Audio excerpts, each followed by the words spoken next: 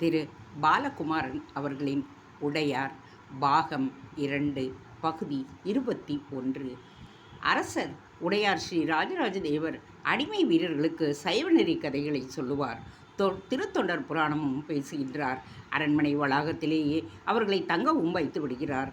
தன் பாதுகாப்பு பற்றி எந்த அக்கறையும் இல்லாமல், தன் குடும்பத்தினருடைய பாதுகாப்பு பற்றி எந்த கவலையும் இல்லாமல் எதிரிகளை மிக அருகேயே வைத்து கொண்டிருக்கிறார். ஒரு அறையில் இருட்டான குதிரை லாயத்துக்குள் அந்த அடிமை வீரர்கள் ஒண்டிக் கொண்டிருந்தாலும் அவர்கள் வெகு வியப்போடு அரண்மனையும் அந்தப்புறத்தையும் பார்ப்பது தெரிந்தது. குதிரைகளையும் மாடுகளையும் தடவி விடுவதும் தெரிந்தது. மழையில் நனைந்தபடியே 3 வீரர்கள் உறக்க கத்தி தாய் யானையை நோக்கி ஓடினார்கள். ஒருவேளை அவர்கள் யானை பாகர்களாக இருக்கக்கூடும். யானையின் கூச்சலை யானை பாகர்களால் தாங்கிக் கொள்ள முடியாது. உடனேயே அதை சமாதானப்படுத்தி ஆக வேண்டும் என்ற வேகம் வரும். அவர்களின் வேகம் அப்படித்தான் பிரம்மராயருக்கு உணர்த்தியது. அருள்மொழி குதிரை லாயங்களை சுற்றி பார்த்துவிட்டு தந்தைக்கு அருகே வந்தான். அப்பா, நான் தேவரடியார்கள் இல்லத்திற்கு போகிறேன் என்று சொன்னான். அவர் திரும்பி பார்த்தார். அங்குள்ள வீடுகள் மழைக்கு எப்படி இருக்கின்றன, என்ன விதமாக தாக்குப்பிடிக்கின்றன என்பதை பார்க்க வேண்டாமா? நான் இன்று பார்த்த பொழுது அவை சிறப்பானதாக இல்லை. ஏதேனும் ஆபத்து வருவதற்கு முன் அங்கே நான் இருப்பது நல்லதென்று நினைக்கின்றேன். படபடப்பாக அவன் சொன்னான். பிரம்மராயர் யோசித்தார். வேண்டாம் என்று சொன்னால் அவனை நம்பவில்லை என்று பொருள். சரி என்று சொன்னால் அது பற்றி அக்கறை இல்லை என்று அர்த்தம். என்ன செய்வது என்று யோசித்தார். அருள்மொழி, தேவரடியார்கள் மிக உரத்த குரலில் குறைகளை சொல்லுகிறார்கள். இது நல்லதல்ல என்று அவர்களிடம் சொல். ஒன்றுமே இல்லாமல் 10,000 சொச்ச வீரர்கள் இடுப்பு துணியோடு நின்று கொண்டிருக்கிறார்கள். இதை சுட்டிக்காட்டி வீடும் சோறும் உடையும் மற்ற வசதிகளும் செய்து கொடுத்த பிறகும் உரத்து பேசுவது லாபமில்லை என்று சொல். கோயில் பணி முடியும் வரை பல்வேறு விதமான உபதிரவங்கள் ஏற்படும் என்றும் அவற்றை பொறுத்து கொள்ள வேண்டும் என்றும் சொல். அவரவர் ஊர்களிலே சுகமாக வாழ்ந்தது போல் இங்கே அரசர் கூட சுகமாக இருக்க முடியாது. வேலை பலு அதிகம். இருப்பதை வைத்துக்கொண்டு அனுசரணையாய் நடந்து கொள்ள வேண்டும் என்று கடுமையாக எச்சரித்து குழைத்து பேசினால் அவர்கள் அதிகம் பேசுவார்கள். பிரம்மராயர் அந்த கடைசி வார்த்தையை சொல்ல அருள்மொழி தந்தையை நோக்கி திரும்பினான். நான் குழைந்து பேசுவதாக யார் சொன்னது என்பது போல் பார்த்தான். உன் திறனும் அறிவும் எனக்கு தெரியும். ஆனால் உன்னைவிட தேவரடியார்கள் திறமை மிக்கவர்கள். இதை புரிந்துகொள். நிதானமாய், அழுத்தமாய், திருத்தமாய், மற்றவர்களுக்கு கேட்காதவாறு அடிக்குரலில் பிரம்மராயர் அருள்மொழியிடம் சொன்னார். அருள்மொழிக்கு அது பிடிக்கவில்லை. உயரமான அந்த பெரிய பந்தல்தான் அழுத்தமாக வேயப்பட்டு இருந்தது. வீடுகளெல்லாம் ஏனோதானோ என்றுதான் கட்டப்பட்டு இருந்தன. மழை நீர் உள்ளே வந்தது. எவ்வளவு மண்ணை வாரி தடுத்தாலும் அதையும் மீறி பள்ளமாக இருப்பதால் கரையை உடைத்து கொண்டு வீட்டிற்குள் வந்து வீட்டில் உள்ள பெண்கள் குழந்தைகள் வெளியே வந்து பந்தலில் உள்ள பெரிய பாறைகளில் அமர்ந்து கொண்டார்கள். சுற்றியும் விளக்கும் தீப்பந்தங்களும் ஏற்றி வைத்து தூக்க கலக்கத்துடன் ஒருவரை ஒருவர் பார்த்து கொண்டிருந்தார்கள். மழையின் வேகம் அதிகரித்தது. 1456 சிற்பிகளும் விழித்து கொண்டார்கள். என்ன செய்வது என்று கவலையோடு மழையை பார்த்தார்கள். காற்று சீறி அடித்தது. சாரல் உள்ளே வந்தது. குழந்தைகள் வீறிட்டு அழுதன. குழந்தைகளை பெண்கள் துணியால் மூடிக்கொண்டார்கள். உடம்புகளை குறுக்கி கொண்டார்கள். சதாசிவ கல்தச்சன் எழுந்து பாறை மீது நின்று சுற்றுமுற்றும் பார்த்தார். 1456 வீரர்களும் இன்னும் நெருக்கமாக கவலையோடு உட்கார்ந்து கொண்டிருப்பதை பார்த்தார். அவர் மேலே நின்று சுற்றி பார்ப்பதை பார்த்து ஒரு 40 வயது பெண்மணி எழுந்து நின்றாள். போதும், கோயில் கட்டியது. என்னை விட்டுவிடு, நான் ஊருக்கு போகிறேன் என்று கை நீட்டி பேசினாள். கோட்டை மாதிரி வீடு. 4 தலைமுறை பார்த்து பார்த்து இழைத்து இழைத்து கட்டிய கருங்கல் கட்டிடம். ஒரு வெயில் தெரியாது, ஒரு குளிர் எடுக்காது, ஒரு மழைச்சாரல் உள்ளே வராது. தாயின் கர்ப்பப்பை போல மிக அற்புதமான அந்த வீட்டை விட்டுவிட்டு இந்த ஓலை குடிசையில் வந்து நான் என்ன சுகத்தை கண்டேன்? எதற்கு எங்களை இப்படி வேதனைப்படுத்துகிறீர்கள்? கோவில் வேலை செய்ய வேண்டும் தான், ஆனால் அதற்கான வசதிகளை செய்து கொடுக்க வேண்டாமா? நாங்கள் என்ன அனாதைகளா, எடுப்பார் கைப்பிள்ளைகளா? வாரத்திற்கு ஒரு முறை தானியம் தருவதையே இந்த சோழ வீரர்கள் அலுப்பாக தருகிறார்கள். கோவில் வேலை எப்பொழுது ஆரம்பிக்கும் என்று கேட்கிறார்கள். தெரியவில்லை என்றால் உட்கார்ந்து உட்கார்ந்து சாப்பிடுகிறீர்களே, வேலையை ஆரம்பிக்க வேண்டாமா என்று கேட்கிறார்கள். உன்னுடைய தானியமாட சாப்பிடுகிறேன், உங்களுடைய செல்வத்தை ஆட அபகரிக்கிறேன் என்று அவனிடம் கேட்டேன். வாயை பொத்தி கொண்டு போய்விட்டான். எனக்கு சோறு தின்னவை பிடிக்கவில்லை. அந்த கேள்வி இன்னும் என்னை உறுத்துகிறது. வெறுமே உட்கார்ந்து சாப்பிடவா நான் இங்கு வந்திருக்கின்றேன்? அந்த பெண்மணி கல் உடைக்கிறவள். உருளைக்கற்களும் படிக்கற்களும் தூண்களும் செதுக்குகிறவள் சிற்ப வேலை தெரிந்தவள் அல்ல. பெரிய பெரிய பாறைகளை கோடு போட்டு நீள்வாட்டிலோ சதுரவாட்டிலோ செதுக்கும்படியாகச் சொன்னால் நாள் புறாவும் கொத்துக்கருவியை எடுத்து சின்ன சின்ன செதிலாக பாறைகளை உடைத்து அவள் தூணாக்குவாள். ஒரு அளவுக்கு அவள் உடைத்த பாறை சிப்பிகளை எடுத்துக்கொண்டு போய் வட்டமாகவோ தட்டையாகவோ சதுரமாகவோ சிற்பங்களுடன் செதுக்குவார்கள். பாதி திட்டம் முடிந்த பாறை என்று அதற்கு பெயர். அந்த பாதி திட்டம் உடைக்கவில்லை என்றால் சிற்ப வேலை செய்ய முடியாது. பாதி திட்டம் உடைக்கிறவர்களிடம் சிற்பங்கள் செய்கின்ற நெளிவு இருக்காது. சிற்பங்கள் செய்கின்ற தெளிவு இருக்கிறவர்கள் பாதி திட்ட வேலையை செய்ய மாட்டார்கள். எங்களுக்கு வசதி இல்லை, வேலை செய்ய முடியாது என்று அரசரிடம் திட்டவட்டமாக சொல்லிவிட வேண்டும். வேறு ஏதோ ஒரு பெண் கூட்டத்தில் நடுவில் இருந்து குரல் கொடுத்தாள். அப்படி சொல்ல முடியுமா? யாரோ ஒருவர் விசாரித்தார். ஏன் முடியாது? 7 பனை உயரம் அரசர் கட்டுகிறார் இல்லை, இங்கு அதிகாரிகள் கட்டுகிறார்களோ? நாம் தானே கட்டுகின்றோம். நம்மை அனுசரித்து போனால் தானே கட்ட முடியும். சவுக்கு வீசினால் கத்தி காட்டினால் நடத்திவிட முடியுமா? இப்பொழுது கூட நாம் சலுகைகள் பெறவில்லை எனில் வேறு எப்பொழுது பெறுவது? என்ன சலுகைகள் உங்களுக்கு வேண்டும்? யாரோ வேண்டுமென்றே தூண்டுவது போல் கேட்டார்கள். எடுத்த சலுகை கொடுத்து விட்டார்கள். என்னத்தை கொடுத்தார்கள்? 4 நாட்கள் முன்பு கூட உடையார் ஸ்ரீ ராஜராஜ தேவர் கருமாச்சேரிக்கு போயிருக்கிறார். அங்குள்ள கருமார்களுடன் பேசியிருக்கிறார். உங்களுக்கு என்ன வேண்டும் என்றும் கேட்டிருக்கிறார். அவர்கள் என்ன கேட்டார்கள் தெரியுமா? அந்தணர்கள் போல பூணூல் அணிந்து கொள்ளவும் மந்திரம் சொல்லவும் எங்களுக்கு உரிமை வேண்டும். எங்களை அந்தணர்களை நடத்துவது போல் நடத்த வேண்டும் என்றும் சொன்னார்கள். ஒரு கிழவி வாய்விட்டு சிரித்தாள். குதிரை யானை போல நடத்த முடியுமா? அல்லது யானையைத்தான் குதிரையாக்க முடியுமா? தயவு செய்து மனிதர்களை மிருகங்களோடு ஒப்பிடுவதை நிறுத்தி கொள்ளுங்கள். நாம் ஒரு மரியாதையை கேட்கின்றோம், அவ்வளவுதான். அந்தணர் என்பது உச்சக்கட்ட மரியாதை. அதை கருமார்கள் கேட்கிறார்கள், அவ்வளவுதான். இங்கு கிழிந்த ஓலையும் ஈரம் பதிந்த தரையும் வாயிற்படியில் ஓடுகின்ற வாய்க்காலும் வெறும் காற்றுக்கே பீத்து கொள்ளும் கதவுமாக வீடு கொடுத்துவிட்டு நம்மை அந்தணர்களைப் போல் நடத்து என்றால் நடத்துவார்களா? அடிப்படை வசதியே இல்லையே. இதில் அந்தணர்கள் என்ன, அரசர்களா என்ன? வேறொரு பெண் உறக்க கத்தினாள். உட்கார்ந்து கொண்டிருந்த 60 வயது கிழவி, முன்தலை நரைத்தவள், கால் ஊன்றி பாறைகளை ஏறி 3வது அடுக்கு பாறையில் நின்று கொண்டு எல்லோரை விட உயரமாக நின்றாள். ஒரு நாள் மழைக்கே எல்லோரும் அரண்டு போய் பேசுகிறீர்களே, ஏதோ இதுவரையில் மழையிலேயே நனையாதது போல் நாடகம் போடுகிறீர்கள். வெளியூருக்கு வந்திருக்கிறோம், வேலைக்காக வந்திருக்கிறோம். நம் ஆண்கள் எல்லோரும் வீட்டில் உட்கார்ந்து வேலை செய்கிறவர்கள் அல்ல. கருவிகளை எடுத்துக்கொண்டு எங்கு கோவில் இருக்கிறதோ, எங்கு கோயில் கட்டப்படுகிறதோ அங்கு போய் வேலை செய்கிறவர்கள். அந்த இடத்தில் என்ன கிடைக்கிறதோ அதை அனுசரித்து கொண்டு போகிறவர்கள்தான். இந்த வேலை உடையார் ஸ்ரீ ராஜராஜ தேவருக்காக செய்வது என்று தெரிந்தவுடன் அதிகமாக நாம் எதிர்பார்க்கிறோம். இது சிவன் வேலை, சிவனுக்காக செய்கின்ற வேலை. நாம் எல்லாம் சிவனின் அடிமைகள்.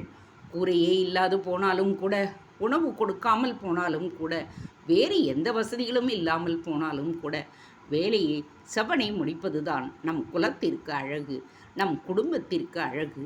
அதிகமாக இங்கு உட்கார்ந்து பேசுகின்றீர்கள்.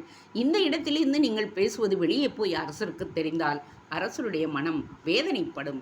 அவர் வேறு ஏதேனும் மோசமான நடவடிக்கைகளை கூட எடுத்துவிடக்கூடும். என்ன மோசமான நடவடிக்கைகள்? சற்று முன்தான் கேள்விப்பட்டேன்.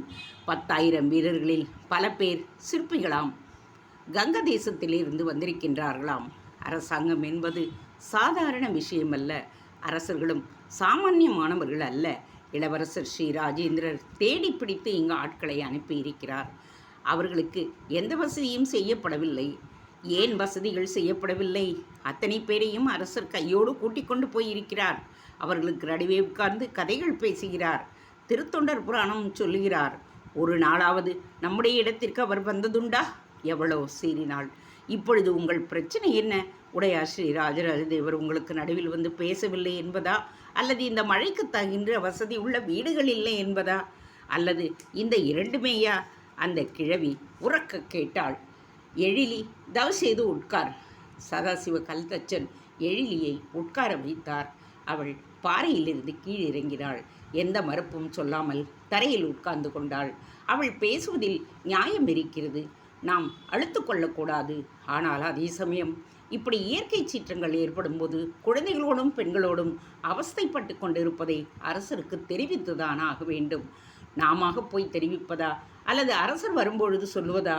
இதுதான் என் கேள்வி. சதாசிவ கல்தச்சர் உறக்கச் சொல்ல, குமரிமுனையிலிருந்து வடவேங்கடம் வரை சோழ தேசத்தை கட்டியாளும் அரசருக்கு உங்களுக்கு என்ன தேவை என்று தெரியாதா? நாம் என்ன செய்கின்றோம் என்று தெரியாதா? உங்களுக்கு வசதிகள் குறைவு என்பதை அவர் அறியமாட்டார் என்று நினைத்து கொண்டிருக்கிறீர்களா? மிகப்பெரிய வேலை ஆரம்பித்திருக்கிறார். இதுவே ஒரு நிதானத்திற்கு வர 1 வருடம் ஆகும்.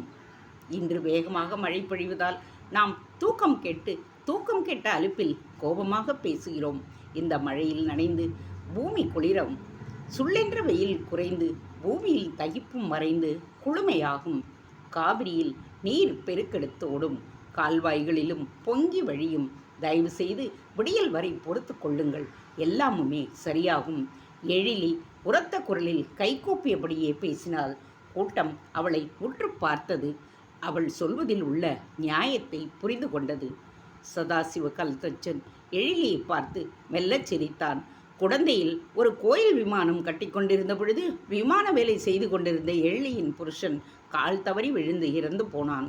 கோவில் வேலைகளை ஆரம்பித்து பாதி நடந்து கொண்டிருந்த போது கடும் மழை பெய்து கதைகள் கரைய ஆரம்பித்தன. இரவு நேரம் கதைகளை போர்த்திவிட்டு வரலாமென்று எழிலியின் கணவன் விமானத்தில் ஏறும் பொழுது கால் தப்பி சுண்ணாம்பு நீரில் வழுக்கி தரையில் விழுந்து தலையில் அடிபட்டு இறந்து விட்டான். மழைதான் அதற்கு காரணம். மழைதான் காரணம் என்று பல பேர் சொன்னார்கள். ஆனால் எழிலி மழையை கோபித்து கொள்ள மறுத்துவிட்டாள். அவர் தலையெழுத்து அப்படி முடிந்து போயிற்று. என் விதி மோசமாக இருந்திருக்கிறது. நான் போன ஜென்மத்தில் செய்த பாவம் என்னை இன்னமும் துரத்துகிறது. இதற்கு மழையை நோவானேன்? இந்த மழை நல்லதுதான் செய்யும், மக்களுக்கு உதவி செய்யக்கூடியது. இதை நான் நோவதாக இல்லை. என் புருஷன் இறந்ததற்கும் மழைக்கும் எந்த சம்பந்தமும் இல்லை என்று ஆணித்தரமாக அப்பொழுதே சொன்னவள் அவள். இப்பொழுது மழையை யாரோ கோபித்து கொள்ளும் பொழுது அவள் முன்னே வந்து மறுத்து பேசுகிறாள். எழிலியின் கணவர் சுதை வேலை செய்கிறவர். எழிலிக்கு இந்த சுதைக்கான சுண்ணம் அறைகின்ற வேலை. கடற்கரை கிளிஞ்சல் சுண்ணாம்பு மணலும் கருப்பு மண்ணும் முட்டை தேனும் முருங்கை பிசினும் சேர்த்து கலந்த கலவையை அவள்தான் வேகமாக தயாரிப்பாள். புருஷன் இறந்து சில மாதங்கள் அமைதியாக இருந்தவள் மறுபடியும் வேலைக்கு மனம் மாறி தேறி வந்துவிட்டாள். இப்படி சுதைக்கு சுண்ணம் தயாரிக்கின்ற வேலையை அவள் மட்டும் செய்யாமல் பல பெண்களுக்கும் கற்றுக் கொடுத்து கொண்டிருக்கிறாள். அதில் புதிதாக என்னவெல்லாம் செய்யலாம் என்றும் யோசித்து கொண்டே இருக்கின்றாள். மெல்லிய தாமிர கம்பிகளை வெங்கலப்பட்டைகளை செங்கலுக்கு நடுவே கொடுத்து கைகளும் கால்களும் செய்வதற்கு உறுதி ஏற்படுத்தி கொடுக்கிறாள். அவள் புருஷனின் ஆத்மா சாந்தியடைய வேண்டும் என்பதற்காகவே மிகப்பெரிய சர்ப உருவம் செய்து அதை குடந்தையில் உள்ள கோயிலில் பிரதிஷ்டை செய்திருக்கிறாள். 60 வயதில் அவள் தளராது இருந்தாலும் முன்போல் சுண்ணம் அரைக்க முடிவதில்லை. வேறு யாரேனும் அரைத்தால் பதம் பார்த்துவிட்டு எப்படி அரைப்பது என்று சொல்லி கொடுத்துவிட்டு நகர்ந்து விடுவாள். ஆனால் ஓய்ந்தே இருக்க மாட்டாள். எல்லா இடத்திற்கும் போய் வேலை எப்படி நடக்கிறது, யார் யாரை உற்சாகப்படுத்த வேண்டும், என்ன விதமான குறைகள் இருக்கின்றன என்று சுற்றி சுற்றி வருவாள். வெறுமை சுற்றி வந்தால் நன்றாக இராது. எனவே ஒரு அதிகாரியைப் போல் கர்வம் ஏற்பட்டுவிடும் என்பதால் ஒரு பானையை இடுக்கிக் கொண்டு பானையின் மேல் மூடியை வைத்து கொண்டு மூடியின் மீது ஒரு குலையை வைத்து கொண்டு நீர்மோர் வேண்டுமா என்று வேலை செய்பவரிடம் கேட்டுக்கொண்டு நீர்மோரும் பானகமும் கொடுத்து கொண்டிருப்பாள். நான் ஒன்றே ஒன்று சொல்லுகின்றேன் ஐயா. ஒரு நடுத்தர வயது கல்தச்சர் எழுந்து நின்றான். சிற்பிகளைப் போல எடுபட்டவர்கள் வேறு எவரும் இல்லை. எத்தனை சிறப்பாக கட்டினாலும், எத்தனை உயரமாக கட்டினாலும், எத்தனை ஆபத்துக்களை மீறி உற்சாகமாக வேலை செய்தாலும் நம்மை ஆதரிப்பார் எவரும் இல்லை. நம்முடைய வேதனைகள் என்ன, குறைகள் என்ன என்று கேட்பதற்கு கூட ஆள் இல்லை. அரசர் வேலைக்காக வந்துவிட்டோம், அனுசரித்துத்தான் போக வேண்டும். ஆனாலும் நம்மை 1456 பேர் ஆடு மாடுகளைப் போல ஒரே பந்தலில் உட்கார வைத்து எந்த உதவியும் இல்லாமல் மழை நேரத்தில் போய் ஒண்டிக்கொள்ள அதிகாரிகளையும் அரச குடும்பத்தினரையும் நினைத்தால் எனக்கு கோபமாகவும் ஆத்திரமாகவும் தான் இருக்கின்றது. சிற்பிகளை குப்பையாக நினைத்தவர்கள் இந்த தேவரடியார்களுக்கு எத்தனை அழகாக வீடு கட்டி கொடுத்திருக்கிறார்கள். இந்த செங்கல்லும் ஓட்டு வீடும் போட்டு கட்டி கொடுத்தால் நான் இருக்க மாட்டேனா? என் பெண்களும் குழந்தைகளும் இருக்க மாட்டார்களா? எங்களுக்கு மட்டும் ஓலை என்று எப்படி தீர்மானித்தார்கள்? ஏன் தீர்மானித்தார்கள்? இதை கேட்கக்கூடாதா? கேட்கின்ற தலைவர் நம்மிடையே இல்லையா? எனக்கு வீடுகள் வேண்டாம், இங்கு வந்திருக்கின்ற 10,000 அடிமைகளையும் அரண்மனைக்கு அழைத்து போய் அங்கு விருந்து கொடுத்து கொண்டிருக்கின்றார் மன்னர். அப்பொழுது நான் வேண்டாதவனா என்ன? கோவில் வேலை செய்பவனும் நாயினும் கீழானவனா? கூலிப்படையைச் சேர்ந்தவன், உத்தமமானவன், கோவில் சிற்பி மட்டமானவனா? எதற்காக இந்த கிழவி எழுந்திருத்து அரசருக்கு ஆதரவாகவும் நம்மை இழித்தும் பேசுகிறாள் என்றுதான் எனக்கு புரியவில்லை. மழை நின்றதும் நாளை காலையில் நானும் என் மனைவியும் 2 பிள்ளைகளும் இந்த இடத்தை விட்டு எங்கள் ஊருக்கு போகப் போகின்றோம். யார் தடுத்தாலும் எங்களால் இங்கு வேலை செய்ய முடியாது என்று சொல்லிவிட்டு உதறிவிட்டு போகப் போகிறோம். யார் என்ன நினைத்தாலும் சரி, இது முடிவான விஷயம் என்று உரக்கச் சொல்லிவிட்டு கற்பாறையில் அமர்ந்து கொண்டான். அவன் சொல்வது சரி என்றும் தவறு என்றும் சிலர் முணுமுணுத்தார்கள். வேட்டியால் முகம் மூடி கூரைப்பந்தலின் சவுக்குக்கட்டையில் சாய்ந்து கொண்டிருந்த பிரம்மராயரின் உளவுப்படை வீரன் ஒருவன் மெல்ல வேட்டியை மடித்துக்கொண்டு ஒதுக்குப்புறம் போவது போல் போய் மழையில் நனைந்து இருட்டில் கரைந்து பிரம்மராயர் இருந்த இடத்தை நோக்கி நடந்தான். வழியில் உள்ள வீரனை மடக்கி குதிரை வாங்கி கொண்டான். அடுத்த அரை நாழியில் பிரம்மராயர் குதிரையோடு அந்த கூரைப்பந்தலுக்கு வந்துவிட்டார். சிற்பிகளும் குழந்தைகளும் சுருண்டு தூங்கிக் கொண்டிருந்தார்கள். மழை லேசாக விட்டு அடுத்த வலுவான வீச்சுக்கு ஏற்பாடு செய்து கொண்டே இருந்தது. இடி முழக்கம் பலமாகி கேட்டது. மின்னல் ஒளிக்கீற்றுகள் தொடர்ந்து வானத்தில் பரவிக்கொண்டிருந்தன. உட்கார்ந்து கை கருங்கல்லால் தரைமண்ணை கிளறிக் கொண்டிருந்த கிழவி திடுக்கிட்டு நிமிர்ந்து பிரம்மராயரை பார்த்து எழுந்து நின்று கை கூப்பினாள். பிரம்மராயர் அவளை தனியே வரும்படி சைகை செய்து ஓலை தடுக்கை தனித்தனியே பிடித்து கொண்டு தேவரடியார்கள் இருக்கின்ற இடம் போய் முதல் வீட்டை அடைந்தார்கள். திண்ணையில் ஏறி கதவை தட்டினார்கள். கரியமாணிக்கம் வந்து கதவு திறந்தாள். அருள்மொழி பட்டரும் வருகிறாரா? கரியமாணிக்கம் உரத்து கூறியபடி பிரம்மராயருக்கு பின்பக்கம் எட்டி பார்த்தாள். பிரம்மராயருக்கு அந்த கேள்வி பிடிக்கவில்லை. எழி தயங்கி உள்ளே கரியமாணிக்கம் அவளை வரவேற்றாள். 2 பேருக்கும் மணி போட்டு எதிரே உட்கார்ந்து கொண்டாள். இது எழிலி, சுதை சிற்பி ருத்ரபூபதியின் மனைவி. ருத்ரபூபதி இப்பொழுது இல்லை, விமான வேலை செய்யும் பொழுது இறந்து விட்டார். எங்கள் ஊர் அமன்குடியிலுள்ள துர்கை கோயில் அவர் கைவண்ணத்தில்தான் மின்னிக்கொண்டிருக்கிறது. இந்த தேவரடியாரின் பெயர் கரியமாணிக்கம். எச்சுமண்டை என்ற இன்னொரு தேவரடியாரோடு இங்கு குடியிருக்கிறார். நீங்கள், நான் எல்லோருமே சிவத்தொண்டு செய்ய தயாராகி கொண்டிருக்கிறோம். அதனால்தான் பரஸ்பரம் அறிமுகம் செய்து வைத்தேன். பிரச்சனை எது நடுவே கிளம்பினாலும் சிவத்தொண்டு நிற்கக்கூடாது என்பதை மட்டும் தயவு செய்து புரிந்து கொள்ளுங்கள் என்று மிருதுவாக பேசினார். எழிலி அந்த பேச்சுக்கு அப்பால் தன்னை விட வயதில் இளையவளான வாலிபத்தில் மிடுக்காக இருக்கின்ற கரியமாணிக்கத்தை பார்த்து புன்னகை செய்தாள். அடுத்தவள் எங்கே என்று கேட்க அவள் தூங்கிக் கொண்டிருக்கின்றாள் என்று சைகையால் கரியமாணிக்கம் சொல்ல, அந்த பேச்சில்லாத சைக மொழியே அவர்களுக்குள் ஒரு நல்ல இனிய இறுக்கத்தை ஏற்படுத்தியது. அடடா, எவ்வளவு பெரிய அரண்மனை, எத்தனை பெரிய முற்றம்! ஒரே நேரத்தில் 40 யானைகள், 100 குதிரைகள் கட்டும்படியான உள்புறம். இதற்கு வடக்கு பக்கம் அந்த புறத்து வாசல், அதற்கு ஒரு மதில் சுவர், மதில் சுவர் மீது தீப்பந்தங்கள், காவலாட்கள், முள்வேலிகள் என்று அத்தனை பாதுகாப்பு. விகர்ணன் உள்பக்கமாகவே சுற்றி சுற்றி வந்தான். ஒவ்வொரு கொட்டடியாக தாண்டி இடதும் வலதும் அலைந்தான். தரை மிக கவனமாக ஈசான்ய மூலையில் சரியும்படியாக வைக்கப்பட்டிருக்கின்றது. ஈசான்ய மூலையில் மிகப்பெரிய கிணறு இருக்கிறது. யானையை குளிப்பாட்ட வேண்டும் என்பதற்காக பெரிய தொட்டியும் கிணற்கு அருகே 3 பேர் ஓடக்கூடிய ஏற்றமும் இருக்கிறது. எதிர்ப்பக்கம் இன்னொரு ஏற்றம் இருக்கிறது. இந்த ஏற்றத்திற்கும் அந்த ஏற்றத்திற்கும் நடுவே நல்ல இடைவெளி இருக்கிறது. பெரிய தொட்டியில் பெரிய ஏற்றம் இறைத்து கொண்டிருக்கும் பொழுது சிறிய தொட்டியில் சிறிய ஏற்றம் வைத்து இறைத்து கொள்ளலாம். அப்படியானால் எவ்வளவு இறைத்தாலும் வற்றாத கிணறு என்றுதானே அர்த்தம்.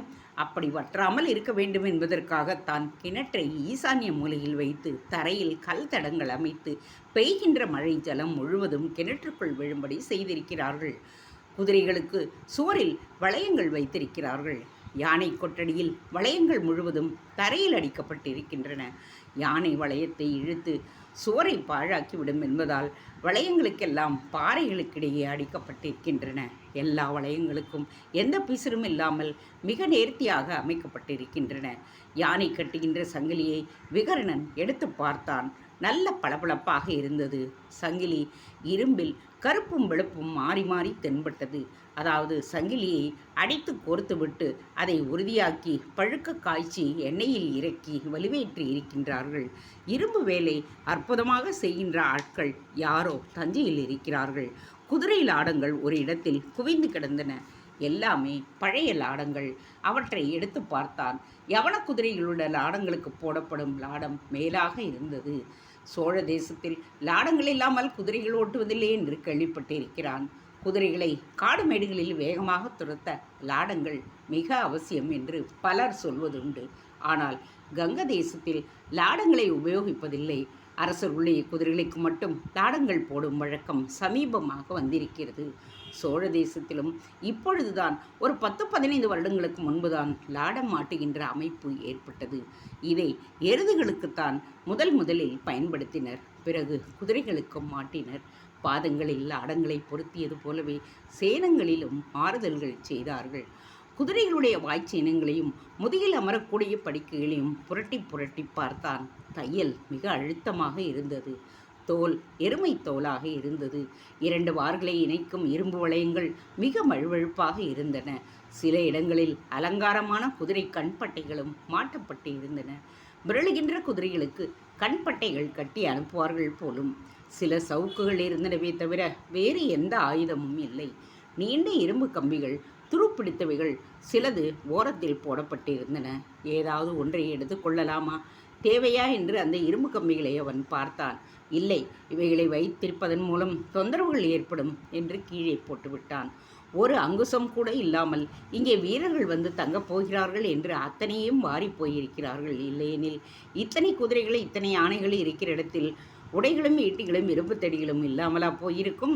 அடிமை வீரர்கள் வரப்போகிறார்கள் என்பதற்காக சகலமும் அப்புறப்படுத்தப்பட்டு தயாராக வைக்கப்பட்டிருக்கிறது. அப்படியெனில் இந்த இடத்திலுள்ள விஷயங்களை அப்புறப்படுத்த சில 100 வீரர்களாவது தேவைப்பட்டிருக்கும். இந்த வீரர்கள் வெகு விரைவில் கால் நாழிகையில் இந்த இடத்திலுள்ள அத்தனை ஆயுதங்களையும் பார்த்து பார்த்து எங்கேயோ ஒழித்து வைத்திருக்க வேண்டும். அப்படியெனில் இவ்வளவு தெளிவாக யோசிக்கின்ற அதிகாரிகள் இருக்க வேண்டும். அவர்கள் யோசிப்பை நிறைவேற்றுகின்ற வேலையாட்களும் இருக்க வேண்டும். அப்படியானால் இது மிக மிக கட்டுக்கோப்பான ஒரு அரண்மனை, மிக தெளிவான ஒரு நிர்வாகம். அந்த புல் திடலில் இருந்து இந்த அரண்மனைக்குள் வருவதற்குள் இந்த இடம் காலி செய்யப்பட்டிருக்கிறது என்றால் இது மகத்தான சாதனை. சோழ தேசம் ஜெயித்ததில் ஆச்சரியமே இல்லை. சோழ தேசத்தில் மக்கள் கட்டுக்கோப்பாக தன் நாடு, தன் மொழி, தன் மதம் என்று இறுக்கமாக இருக்கிறார்கள். அதிகாரிகள் பேச்சை வேலைக்காரர்கள் கேட்கிறார்கள். அதிகாரிகள் வேலைக்காரர்களிடம் பிரியமாக நடந்து கொள்ளுகிறார்கள். அவர்கள் அரசரை தெய்வமாக நினைக்கிறார்கள். அரசன் அதிகாரிகளை உயிராக நினைக்கிறான். இங்கு நல்லவிதமான எண்ண பரிமாற்றம் இருக்கின்றது. கங்க தேசத்தில் வாழ்க்கை முறை இப்படி இல்லை. அங்கு எதற்கெடுத்தாலும் சவுக்கால் அடிக்கின்ற காட்டுமிராண்டித்தனம் உண்டு. இனிமையான வார்த்தைகள், பாராட்டுகளை எல்லாம் ஒரு பொழுதும் வேலைக்காரர்களுக்கு கிடைப்பதில்லை. மரியாதையான உணவை ஒரு வேளை கூட கொடுப்பதில்லை. உனக்கு என்ன வேண்டும் என்று அதிகாரிகள் அவர்களை கேட்பதில்லை. கங்க தேசத்து காலாட்படையில் ஒரு பையன் இருந்தான். அவனுக்கு 13-14 வயதுதான் இருக்கும். 6 பெண்கள் கொண்ட அவனுடைய வீட்டில் அவன்தான் ஆண்மகன். அவன் உழைப்பைத்தான் அந்த குடும்பமே நம்பி இருந்தது. அவன் வளர்ச்சியைத்தான் எதிர்பார்த்து கொண்டு இருந்தது. அவனும் இறந்து போன பிறகு அந்த குடும்பம் என்ன ஆகியிருக்கும் என்று தெரியவில்லை. அந்த அந்தப்புற கதவுக்கு அருகே போய் நின்றதும்